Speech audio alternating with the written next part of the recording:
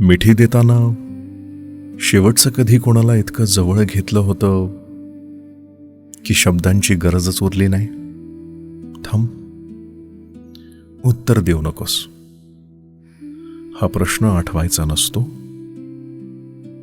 तो पुन्हा जगायचा असतो.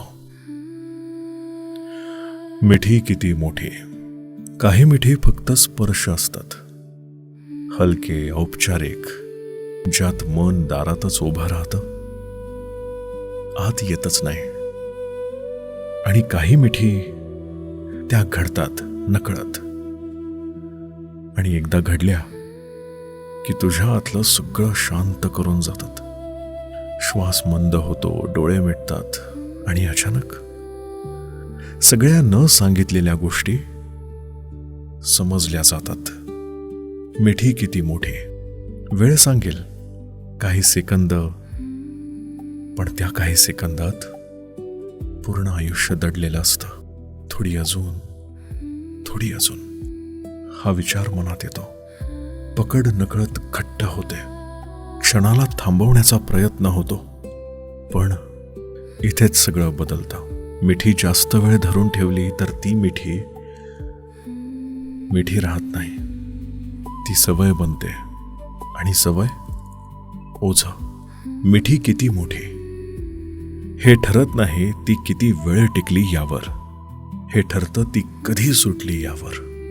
कारण काही क्षण जपण्यासाठी असतात, जिंकण्यासाठी नाही. हात अजून थांबलेले असतात, श्वास अजून गुंतलेले असतात, पण वेळ हलकेच अंतर तयार करायला लागतो.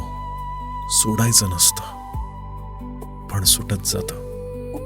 आणि मग कोणीच ठरवत नाही, तरीही मिठी संपते. स्पर्श दूर होतो, पण ऊब तशीच राहते. मिठी किती मोठी. ती बाहेरून कधीच मोठी नसते, ती आतून खोल असते.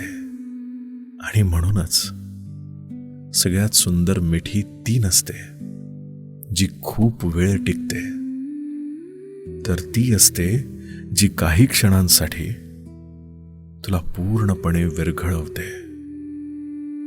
आणि नंतर हातात काहीच राहत नाही, पण आतमध्ये ती मिठी अजूनही मिठीतच असते. तुम्हाला कोणाची मिठी आठवले? ही रील त्या मिठीला शेअर करा.